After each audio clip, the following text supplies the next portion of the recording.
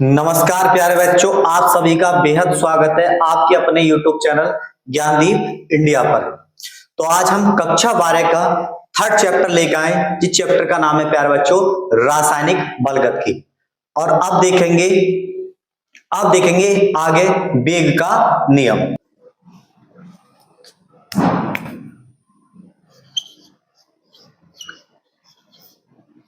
किसी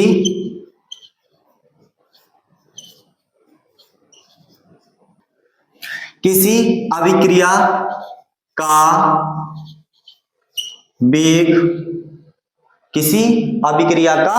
वेग उसके अभिकारकों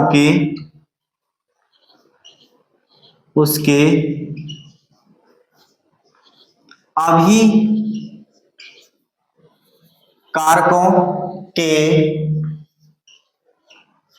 सांद्रता के घात के सीधे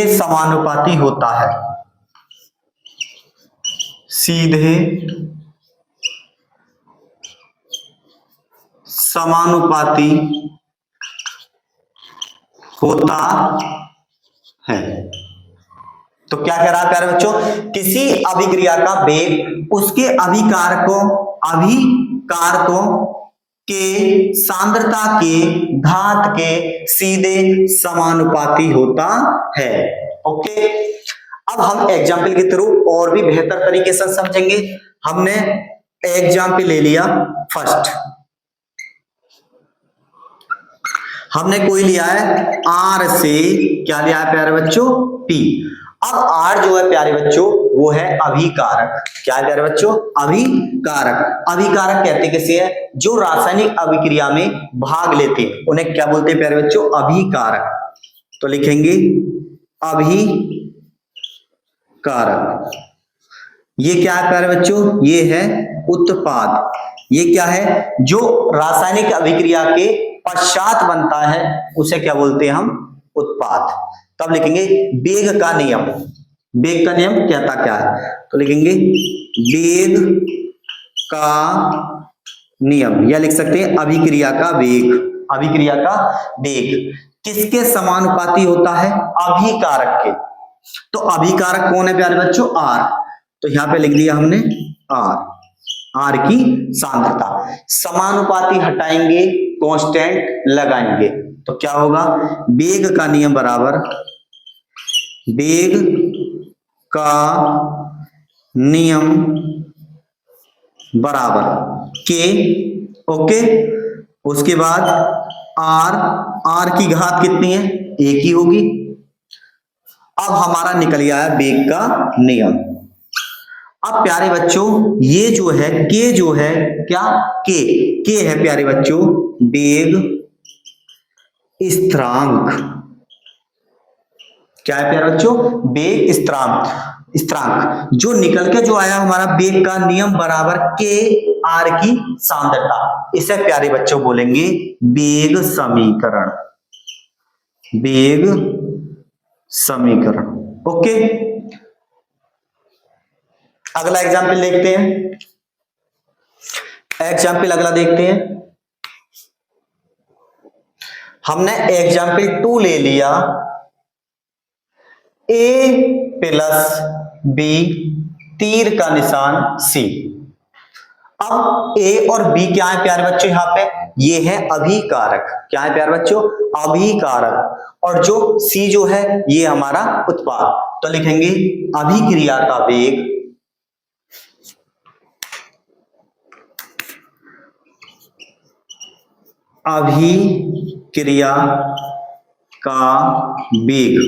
सीधे समानुपाती किसके होता है प्यारे बच्चों, अभिकारक के। तो ये हो जाएगा अभिकारक कौन से है, ए की सांद्रता इंटू बी की सांद्रता। समानुपाती हटाएंगे, कांस्टेंट लगाएंगे, नियतांक। तो क्या करेंगे, बराबर के ए की सांद्रता इंटू बी की सांद्रता। और बेग बराबर लिख सकते हैं, यहां लिख सकते हैं बेग बराबर, इसे बोलेंगे हम क्या, बेग स्थिरांक। के क्या है आपके प्यारे बच्चों, बेग स्थिरांक। जो निकल के जो आई हमारी ये समीकरण पूरी, इसे बोलेंगे हम बेग समीकरण। ओके, तो एक बार फिर से रिपीट करता हूं, किसी अभिक्रिया का बेग, किसी अभिक्रिया का बेग उसके अभिकारक के सांद्रता के घात के सीधे समानुपाती होता है। हमने कोई क्या लिया है, एक एग्जाम्पल फर्स्ट लिया है, आर से क्या बनना है प्यारे बच्चों, पी। आर जो है वो अभिकारक है, पी जो है वो उत्पाद है। अब क्या निकालेंगे इसका, बेग का नियम, या लिख सकते हैं अभिक्रिया का बेग। तो लिखेंगे अभिक्रिया का बेग समानुपाती आर की सांद्रता। समानुपात हटाएंगे, कांस्टेंट लगाएंगे, और हमारा क्या निकल के आ जाए प्यारे बच्चों, बेग समीकरण। इस तरीके से हमने सेकंड एग्जाम्पल कराया, तो प्लीज का स्क्रीनशॉट लीजिए। आप देखेंगे प्यारे बच्चों अभिक्रिया की कोटि, अभिक्रिया की कोटि के प्रकार, जिसे बोलेंगे टाइप ऑफ ऑर्डर रिएक्शन। तो सबसे पहले अभिक्रिया की कोटि जो दे रखी है हमारे सिलेबस में, वो प्यारे बच्चों दे रखी है दो प्रकार की। नंबर एक है शून्य कोटि की अभिक्रिया, जिसे हम बोलते हैं जीरो ऑर्डर ऑफ रिएक्शन। दूसरी दे रखी है प्रथम कोटि की अभिक्रिया, जिसे बोलेंगे फर्स्ट ऑर्डर ऑफ रिएक्शन। तो सबसे पहले जो हमारी कोटि की है, अभिक्रिया की कोटि है, वो है शून्य कोटि की अभिक्रिया, जिसे बोलेंगे जीरो ऑर्डर ऑफ रिएक्शन। तो सबसे पहले देखेंगे इसकी डेफिनेशन, ये कहती क्या है। तो बेग वह अभिक्रिया, क्या लिखेंगे प्यारे बच्चों यहां पे, वह अभिक्रिया जिसमें, वह अभिक्रिया जिसमें अभिक्रिया का बेग उनके अभिकारकों की सांद्रता पर निर्भर नहीं करता है, जीरो ऑर्डर की, जीरो शून्य कोटि की अभिक्रिया कहलाती है, यह जीरो ऑर्डर ऑफ रिएक्शन कहते हैं। ओके प्यारे बच्चों, अब देखेंगे इसका एग्जाम्पल के थ्रू अच्छे समझ में आएगा। तो हमने पहला एग्जाम्पल ले लिया, एग्जाम्पल नंबर फर्स्ट। हमने क्या ले लिया प्यारे बच्चों, ये ले लिया आर से क्या बन गया प्यारे बच्चों, पी। ये हमारे पास कोई एक अभिक्रिया है, आर जो है वो अभिकारक है, जबकि पी जो है वो उत्पाद है। अब निकालेंगे बेग का नियम, तो लिखेंगे अभिक्रिया का बेग, अभिक्रिया का बेग किसके समानुपाती होता है, अभिकारक की सांद्रता के घात के सीधे समानुपाती होता है। अब अभिकारक कौन है यहाँ पे, आर। अब हम अभिक्रिया कौन सी पढ़ रहे हैं, ये पढ़ रहे हैं शून्य कोटि की अभिक्रिया, तो हमें क्या लिखना पड़ेगा, शून्य लिखना पड़ेगा। ओके, समानुपाती हटाएंगे, नियतांक लगाएंगे, या स्थिरांक, बेग स्थिरांक लगाएंगे, तो ये हो जाएगा बराबर के आर की सांद्रता। घात कितनी है इसकी, जीरो। हमने पढ़ रखा है एक्स की घात जीरो का मान कितना होता है प्यारे बच्चों, 1। ओके, अब क्या करेंगे, लिखेंगे बेग बराबर के, इसका मान कितना हो जाएगा प्यारे बच्चों, 1, तो गुणा 1, तो ये आ गया बेग बराबर के जो है ये क्या है प्यारे बच्चों, ये है बेग स्थिरांक, बेग स्थिरांक। अब दूसरा एग्जाम्पल देखते हैं, एग्जाम्पल नंबर 2। हमने क्या लिया, हमने लिया H2 plus Cl2, H2 plus Cl2, तीर का निशान क्या बन गया प्यारे बच्चों, 2HCl। निकालेंगे बेग बराबर, बेग किसके समानुपाती होता है, अभिकारक की सांद्रता के घात के सीधे समानुपाती होता है। तो लिखेंगे बेग समानुपाती H2 की सांद्रता इंटू Cl2 की सांद्रता। अब हम कौन सी अभिक्रिया पढ़ रहे हैं, सॉरी, ये अभिक्रिया जो होती है, ये अभिक्रिया होती है H न्यू की प्रेजेंस में, प्रकाश की उपस्थिति लिख सकते हैं। तो जो भी अभिक्रिया प्रकाश की उपस्थिति में होती है वो ज्यादातर अभिक्रिया जो होती है वो शून्य कोटि की अभिक्रिया कहलाती है। इसका मान कितना हो गया 0, इसका मान कितना हो गया 0। हमने पढ़ रखा है x की वैल्यू, x की पावर 0 का मान कितना होता है प्यारे बच्चों 1। तो लिखेंगे समानुपाती हटाएंगे, कांस्टेंट लगाएंगे, तो वेग बराबर k गुणा 1 गुणा 1, तो आ गया वेग बराबर k। ओके, एक बार फिर से रिपीट करते हैं। तो ये कह रहा है वह अभिक्रिया जिसमें अभिक्रिया का वेग उनके अभिकारकों की सांद्रता पर निर्भर नहीं करता है उसे शून्य कोटि की अभिक्रिया कहलाती है। ओके, अब देखेंगे प्यारे बच्चों इसका शून्य कोटि अभिक्रिया का समाकलित वेग समीकरण। तो प्लीज इसका स्क्रीनशॉट लीजिए। अब देखेंगे प्यारे बच्चों शून्य कोटि अभिक्रिया का समाकलित वेग समीकरण, समाकलित वेग समीकरण। तो देखेंगे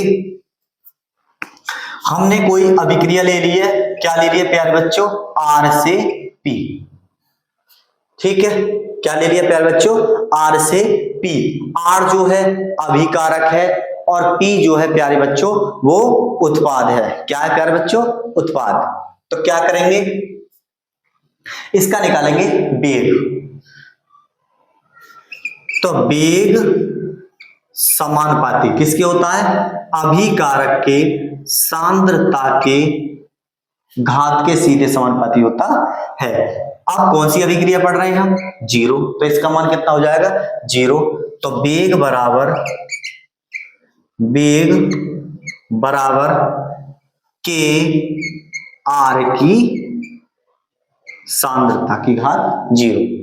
अब हमने चूंकि पढ़ रखा है x 0 का मान कितना होता है प्यारे बच्चों 1, तो क्या करेंगे वेग बराबर k।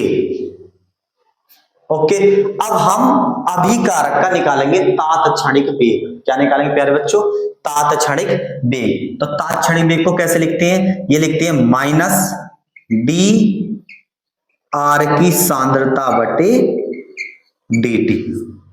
माइनस क्यों लगाया है, माइनस जो है अभिकारक जो है घटेगा और उत्पाद जो है बढ़ेगा। ओके, उसके बाद आ जाएगा k। अब क्या करें dt को इधर ले जाओ और माइनस को k की तरफ पहुंचाओ, तो ये हो जाएगा डी आर बराबर माइनस k dt समीकरण नंबर 1। ओके प्यारे बच्चों, आप देखेंगे समीकरण 1 का समाकलन करने पर, समीकरण 1 का समाकलन करने पर क्या करेंगे ये हो जाएगा डी आर बराबर, अब k जो है वो कांस्टेंट है तो माइनस k को बाहर ले जाएंगे और ये हो जाएगा डी टी।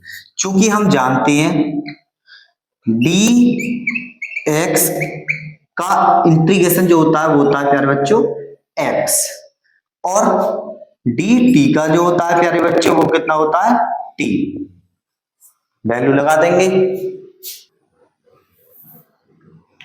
ओके, अब क्या करेंगे ये हो जाएगा डी आर की जगह कितना हो जाएगा प्यारे बच्चों D R integration D R की जगह हो जाएगा प्यारे बच्चों आर की सांद्रता बराबर, उसके बाद क्या होगा माइनस के टी प्लस सी, समीकरण नंबर 2। अब C जो है प्यारे बच्चों वो है समाकलन नियतांक, समाकलन नियतांक। अब क्या करेंगे हम C बराबर, चूंकि C बराबर मान लेंगे हम R नॉट की सांद्रता, C का मान समीकरण 2 में रखने पर, तो लिखेंगे C का मान समीकरण 2 में रखने पर, C का मान समीकरण 2 में रखने पर तो क्या करेंगे, रखो वैल्यू, तो ये हो जाएगा आर की सांद्रता बराबर माइनस के टी प्लस आर नॉट। सी की जगह रख दिया हमने आर नॉट। क्या करेंगे, के टी इधर माइनस का, इधर आगे किसका हो जाएगा, प्लस का। तो ये हो जाएगा के टी बराबर आर नॉट की सांद्रता माइनस आर। ओके प्यारे बच्चों, के टी किस में, गुणा में, नीचे किस में हो जाएगा, भाग में। तो ये हो जाएगा के बराबर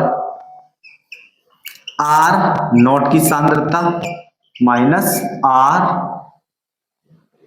बटे प्यारे बच्चों टी।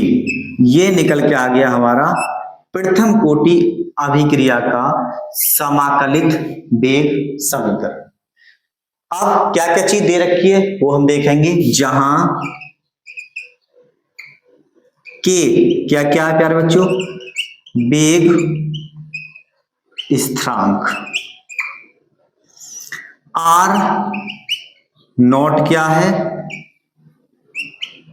प्रारंभिक वेग, सांद्रता आएगा प्यारे बच्चों, यहां पे सांद्रता। आर क्या है, जब ये आर नॉट प्रारंभिक सांद्रता है तो आर क्या होगा, अंतिम सांद्रता, ज्यादा वाली में से कम सांद्रता वाली घटेगी। तो ये हो जाएगा आर बराबर अंतिम सांद्रता। टी क्या है प्यारे बच्चों, समय। टी क्या है प्यारे बच्चों, समय। अब देखेंगे एक बार फिर से समझते हैं शून्य कोटि अभिक्रिया के लिए समाकलित वेग समीकरण। हमने क्या लिया है, आर से पी लिया है। वेग किसके समानुपाती होता है, अभिकारक के सांद्रता के समानुपाती, सांद्रता के घात के सीधे समानुपाती होता है। तो वेग बराबर समानुपाती हटाएंगे, कांस्टेंट लगाएंगे, वेग बराबर के। ओके, अब निकालेंगे तात्क्षणिक वेग। ये होता है डी आर की सांद्रता बटे डी टी बराबर के। तो हो जाएगा डी आर बराबर माइनस के डी टी। इसका करेंगे समीकरण 1 का समाकलन करने पर, तो हम समाकलन चिन्ह लगाएंगे। ये हो जाएगा डी आर की सांद्रता बराबर माइनस के डी टी। चूंकि हमने पढ़ रखा है डी एक्स बराबर एक्स होता है, डी टी बराबर होता है टी। जब हम समाकल करने के बाद आएगा हमारा वैल्यू जो आएगी वो आएगी आर की सांद्रता बराबर माइनस के टी प्लस सी, समीकरण नंबर 2। चूंकि हम मान लेंगे सी बराबर आर नॉट की सांद्रता, सी का मान समीकरण 2 में रखने पर, मान रखने के बाद हमारी वैल्यू आएगी आर की सांद्रता बराबर माइनस के टी प्लस आर नॉट की सांद्रता। के टी माइनस का उधर जाएगा तो किसका हो जाएगा प्यारे बच्चों, प्लस का। तो आ जाएगा के टी बराबर आर नॉट की सांद्रता माइनस आर। ओके, क्या करेंगे आगे, के बराबर आर नॉट की सांद्रता, आर नॉट की सांद्रता माइनस आर बटे टी। अब के जो है वो वेग स्थिरांक है, आर नॉट जो है वो कौन सी सांद्रता है, प्रारंभिक सांद्रता, आर जो है वो अंतिम सांद्रता है, और टी जो है प्यारे बच्चों वो समय है। इससे आप देखेंगे हम अर्ध आयु काल।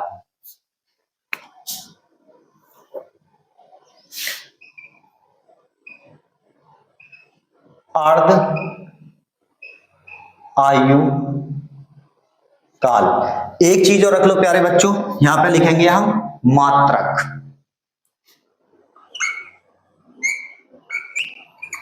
तो मात्रक जो होता है वो होता है प्यारे बच्चों mole litre inverse second inverse. ये हो गया मात्रक। अर्धायु काल। अब देखेंगे समीकरण नंबर 3 से, समीकरण 3 से हमारी समीकरण 3 जो क्या थी, ये थी के बराबर आर नॉट की सांद्रता आर बटे टी। अब क्या करेंगे, लेट माना टी बराबर क्या कर देंगे प्यारे बच्चों, टी हाफ। ओके, और आर बराबर कर देंगे, आर बराबर कर देंगे आर नॉट बाई 2। इनकी वैल्यू जो है समीकरण 3 में रखने पर क्या हो जाएगा, ये हो जाएगा के बराबर r naught minus r naught बटे 2। थोड़ा गैप कर सकते हैं, तो ये हो जाएगा के बराबर आर नॉट, देखो माइनस आर नॉट बटे 2 बराबर क्या हो जाएगा, टी हाफ के बराबर। अब इसके नीचे क्या मान ले प्यारे बच्चों, एक कैल्शियम ले लो, 2 की मल्टीप्लाई आर नॉट में कर दो, तो कितना हो जाएगा 2 r naught minus r naught बटे 2 और नीचे आ जाएगा टी हाफ। ये आ जाएगा के बराबर, क्या करें 2 आर नॉट में से एक आर नॉट गया, कितने बचेंगे प्यारे बच्चों, आर नॉट बचेंगे, तो ये आ जाएगा आर नॉट बटे 2 टी हाफ के बराबर। ये हमारा प्यारे बच्चों अर्ध आयु काल का सूत्र, समीकरण नंबर होगी 4। ये हमारी प्रारंभिक सांद्रता है और टी हाफ जो है अर्ध आयु काल है।